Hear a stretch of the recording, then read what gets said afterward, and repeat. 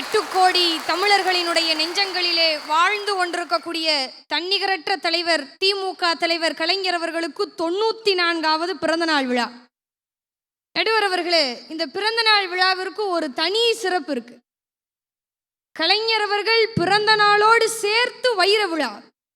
60 ஆண்டு காலம் சட்டமன்றத்திற்குள்ளே நுழைந்து ஜனநாயக பணியாற்றியதற்காக வைர விழாவையும் சேர்த்து கொண்டாடி கொண்டிருக்கிறார். நடுவர் அவர்களே, நான் சொல்கிறேன், உலக அரசியல் அரங்கிலேயே எந்த ஒரு அரசியல் தலைவருக்குமே கிடைக்காத ஒரு சிறப்பு தலைவர் கலைஞர் அவர்களை தவிர வேறு எந்த அரசியல் தலைவருமே சட்டமன்றத்திற்குள் நுழைந்ததற்காக 60 ஆண்டு காலம் நிறைவு செய்ததற்காக வைர விழா கண்டதில்லை, இனி காணப்போவதும் இல்லை. இந்த மகிழ்ச்சியான வேளையில முத்தமிழறிஞர் டாக்டர் கலைஞர் அவர்களினுடைய கொள்கைகளை பற்றி, அவருடைய ஜனநாயக பணியை பற்றி, அவருடைய திட்டங்களை பற்றி, அவருடைய சரித்திர சாதனையை பற்றி நடுவர் அவர்களே, என்னால் சட்டமன்றத்துக்குள்ள பதிவு பண்ண முடியலன்னா என்ன? சட்டமன்றத்தை விட இந்த மக்கள் மன்றம் பெரிதல்லவா? நான் மக்கள் மன்றத்திலே பதிவு செய்கிறேன். கோடிக்கணக்கான கலைஞர் தொலைக்காட்சி நேயர்கள் மத்தியிலே, ரசிகர்கள் மத்தியிலே நான் பதிவு செய்கிறேன். முத்தமிழறிஞர் டாக்டர் கலைஞர் அவர்கள் பொது வாழ்க்கையிலே முத்து விழா கண்டவர். உடன்பிறப்புகளுக்கு கடிதம் எழுதக்கூடிய முரசொலிக்கு பவள விழா கண்டவர். 60 ஆண்டு காலம் சட்டமன்றத்திற்குள்ளே நுழைந்து ஜனநாயக பணியாற்றியதற்காக வைர விழா கண்டவர். ஆனால் என்னை பொறுத்தவரை முத்து விழா என்ன, பொன் விழா என்ன, மணி விழா என்ன, பவள விழா என்ன, வைர விழா என்ன, இந்த எல்லா விழாக்களையும் ஒட்டுமொத்தமாக சேர்த்து கொண்டாடினாலும் கூட ஈடு சொல்ல முடியாத அளவிற்கு அவர் ஒரு கொள்கை மாறா தலைவர் இல்லையா? 1957 தொடங்கி 2016 வரை நடந்த 13 சட்டமன்ற தேர்தல்களில் போட்டியிட்டு குளித்தலையிலே தொடங்கி திருவாரூர் வரை 13 முறையுமே வென்று காட்டிய தலைவர் கலைஞர் அவர்கள் மட்டும்தான். 2016 திருவாரூரிலே நடந்த சட்டமன்ற தேர்தலிலே 1,21,473 வாக்குகள் பெற்றார். பெருமைப்பட வேண்டிய விஷயம் என்ன தெரியுமா? எதிர்த்து நின்ன வேட்பாளரை விட 68,366 வாக்குகள் வித்தியாசத்திலே வெற்றி பெற்று தமிழகத்திலே அதிக வாக்கு வித்தியாசத்தில் வெற்றி பெற்றவர் திமுக தலைவர் கலைஞர் அவர்கள்தான் என்கின்ற பெருமைக்கு சொந்தக்காரர். நான் சொல்கிறேன், மக்களாட்சி முறையிலே தேர்தல் களத்திலே திராவிட கொள்கையால் ஒருபோதும் தலைவர் கலைஞர் அவர்கள் தோல்வி அடைந்ததில்லை. ஒருவேளை தோல்வி அடைந்தது போல் உங்களுக்கு தோற்றம் தெரிந்திருந்தாலும் கூட அது அவருக்கு வெற்றியை சேர்த்து வைர விழா கொண்டாட வைத்திருக்கிறதே தவிர கலைஞர் அவர்களுக்கும் திராவிட முன்னேற்ற கழகத்திற்கும் தோல்வி என்பதே எங்களுக்கு கிடையாது. நடுவர் அவர்களை சிந்திச்சு பார்க்கணும். இன்னைக்கும் நாட்டில் எத்தனையோ தலைவர்கள் இருக்கிறாங்க, இன்னைக்கும் நாட்டில் எத்தனையோ கட்சி இருக்கு, அவங்க கிட்டலாம் கொள்கை இருக்கா? நடுவர் அவர்களை நீங்க என்ன நினைக்கிறீங்க நான் சொல்லட்டா?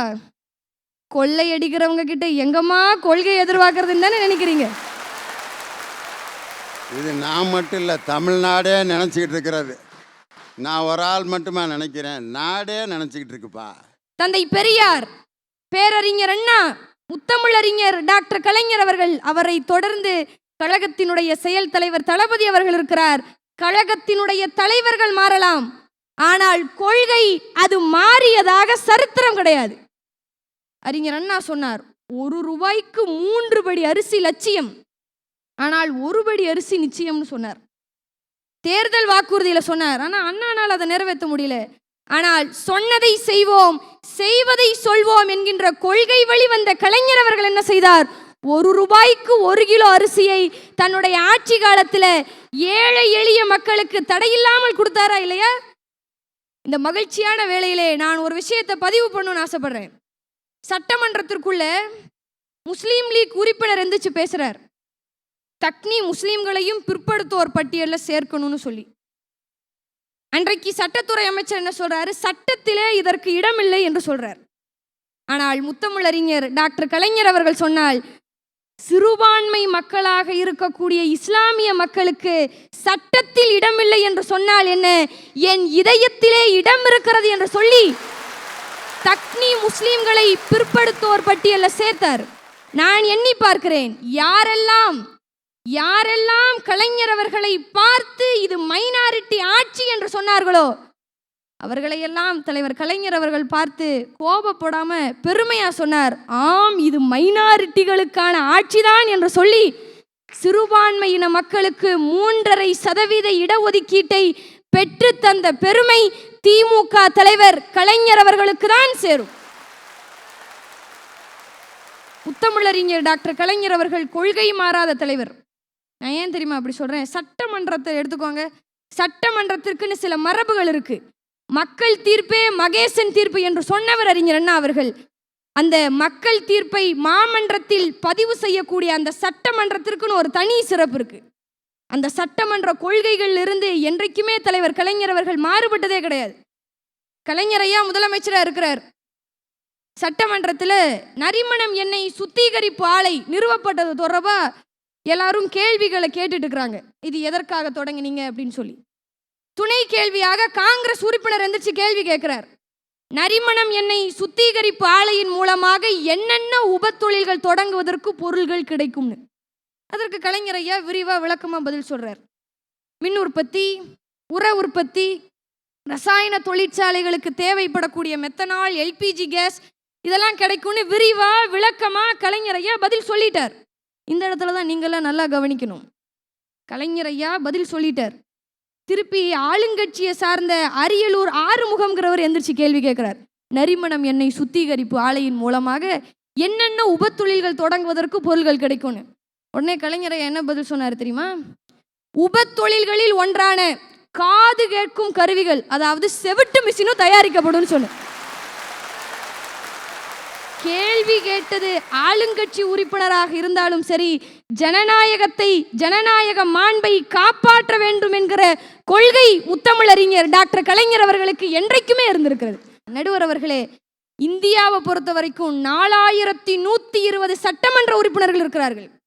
இந்த 4120 சட்டமன்ற உறுப்பினர்களுக்கும் கிடைக்காத ஒரு பெருமை, தகுதி, தனித்துவம் கலைஞர் அவர்களுக்கு கிடைத்திருக்கிறது என்று சொன்னால்